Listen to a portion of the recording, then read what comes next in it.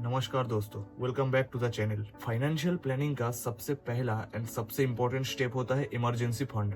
ज्यादातर लोग direct investment की बात करता है, like stocks, mutual fund etcetera, लेकिन रियलिटी यही है, बिना कोई इमरजेंसी फंड के आपका फाइनेंशियल प्लानिंग अधूरा है। आज के इस वीडियो में हम लोग डिटेल में समझेंगे इमरजेंसी फंड क्या होता है, क्यों जरूरी है, कितना होना चाहिए, कहाँ रखना चाहिए और कैसे सिस्टमेटिकली बिल्ड किया जाए इमरजेंसी फंड को। Stay tuned till the end, because मैं आपको एक step by step road map दूंगा आज, जिसको आप सब तुरंत इम्प्लीमेंट कर सकते हो। इमरजेंसी फंड एक फाइनेंशियल कुशन की तरह होता है जो अनएक्सपेक्टेड सिचुएशंस में आपको प्रोटेक्ट करता है। इमरजेंसी सिचुएशंस जैसे sudden job loss, medical emergency, major home या कार रिपेयर, फैमिली ऑब्लिगेशंस। अगर आपके पास कोई इमरजेंसी फंड नहीं है तो दो ही ऑप्शन बचते हैं आपके पास, क्रेडिट कार्ड या हाई इंटरेस्ट लोन या बोरोइंग फ्रॉम अदर्स। दोनों ही केस में आप फाइनेंशियल एंड इमोशनली स्ट्रेस्ड हो जाते हो। इमरजेंसी फंड आपको इंडिपेंडेंट और पीस ऑफ माइंड भी देता है। ये एक फाइनेंशियली शॉक एब्जॉर्बर है जो हर एक के पास होना चाहिए। तो अब यहाँ पे सवाल आता है यही, कितना इमरजेंसी फंड इनफ है मेरे लिए। General thumb rule,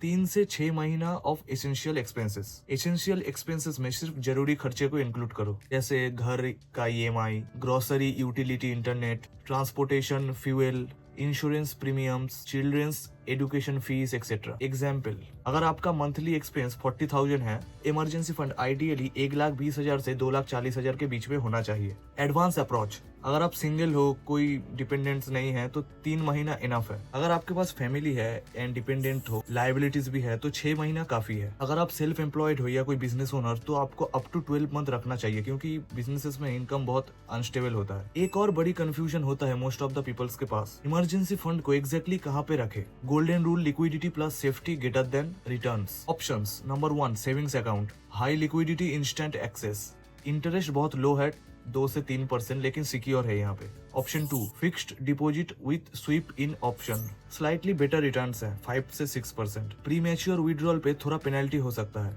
but still accessible. Number 3 liquid mutual funds, return 5 से 6%, withdrawal within 24 hours, low risk compare to equity market. Recommendation यही है 20 to 30% सेविंग्स अकाउंट पे रखो for fast access, 70 to 80% FD में रखो या लिक्विड म्यूचुअल फंड्स पे रखो for better returns and for still accessible. Don't keep emergency funds in stocks, real estate, crypto. ये बहुत अनसर्टेन होता है, आपको फास्ट एक्सेस नहीं मिलेगा, आप जब चाहो तब नहीं निकाल सकते, ये बहुत वॉलेटाइल होता है। अब प्रैक्टिकल क्वेश्चन यही है, अगर आपके पास कोई इमरजेंसी फंड नहीं है तो आप उसको कैसे बिल्ड कर सकते हो। Step 1 assess your monthly expenses, हर एक रुपीस का खर्चा लिख के मंथली उसका एवरेज निकालो। Step 2 decide your goal, 3 to 6 month का टारगेट अमाउंट को पहले फिक्स करो। Step 3 start small, stay consistent, salary का एटलीस्ट 10 to 20% एलोकेट करो। एग्जाम्पल, अगर आपकी सैलरी 50,000 पर मंथ है और उसमें से आप 5,000 रुपया रेगुलरली सेव करते हो तो 2 साल में आपके पास 1,20,000 रुपया रेडी हो जाएगा। स्टेप 4 ऑटोमेट योर सेविंग्स, आपके अकाउंट पे सैलरी क्रेडिट हो जाने के बाद ही एक फिक्स अमाउंट को किसी और अकाउंट में तुरंत ट्रांसफर कर दो। Step 5 keep it separate, normal account पे मत रखो जहाँ से रोज आप स्पेंडिंग करते हो, एक डेडिकेटेड सेविंग्स अकाउंट, एफडी या लिक्विड फंड रखो। स्टेप 6 रिव्यू एनुअली, एक्सपेंसेस बढ़ने पर इमरजेंसी फंड भी प्रोपोर्शनेटली बढ़ाओ। चलिए अब कुछ कॉमन मिस्टेक्स क्लियर कर देते हैं जो मैक्सिमम लोग करते ही हैं। क्रेडिट कार्ड लिमिट को इमरजेंसी फंड समझना बिल्कुल गलत है। एंटायर इमरजेंसी फंड को पूरा लिक्विड कैश में रखना गलत है एंड इनएफिशिएंट है। इमरजेंसी फंड को लग्जरी या नॉन एसेंशियल चीजों के लिए यूज करना। डिसिप्लिन जरूरी है यहाँ पे, सिर्फ एक ही सोर्स पे रिलाई करना, डाइवर्सिफाई करो, savings plus FD plus liquid fund.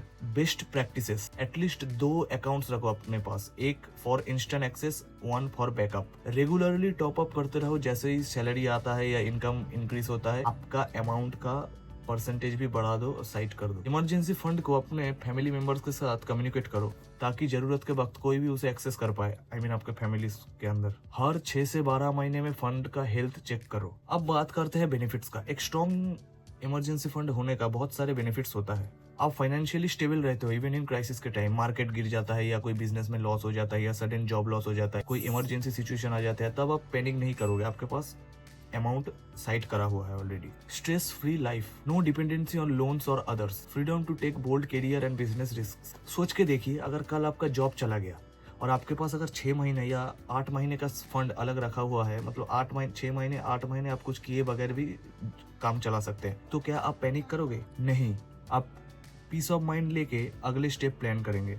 यही पावर होता है इमरजेंसी फंड का। फ्रेंड्स, अगर आप सीरियस हो अपने फाइनेंशियल जर्नी के बारे में तो नीचे कमेंट करो। एंड अगर आप financial planning and financial future को लेके बहुत ही सीरियस हो तो इमरजेंसी फंड आपका प्रायोरिटी लिस्ट में होना चाहिए। आप सब कमेंट सेक्शन में लिखिए कि आप सब ने इमरजेंसी फंड को स्टार्ट किया या नहीं और कितना टारगेट रखा है। वीडियो पसंद आई तो लाइक जरूर करना, अपने दोस्तों के साथ शेयर करो, उनको भी थोड़ा स्टडी कराओ लाइफ में, क्योंकि इमरजेंसी फंड सबके पास होना चाहिए, मैंडेटरी है अगर आप एक स्ट्रेस फ्री लाइफ जीना चाहते हो। जो बोला वो सब कमेंट करो, इस चैनल को सब्सक्राइब कर दो, शेयर करो जो बोला। वन थिंग ऑलवेज रिमेंबर रखो, इन्वेस्टमेंट के दुनिया में एंट्री करने से पहले इमरजेंसी फंड होना नंबर 1 मैंडेटरी है। Stay smart, stay secure. See you in the next video, एक और अच्छे टॉपिक के साथ, एक और अच्छे एनर्जी में, एक और अच्छे अंदाज के साथ। तब तक के लिए स्टे हैप्पी, गुड बाय।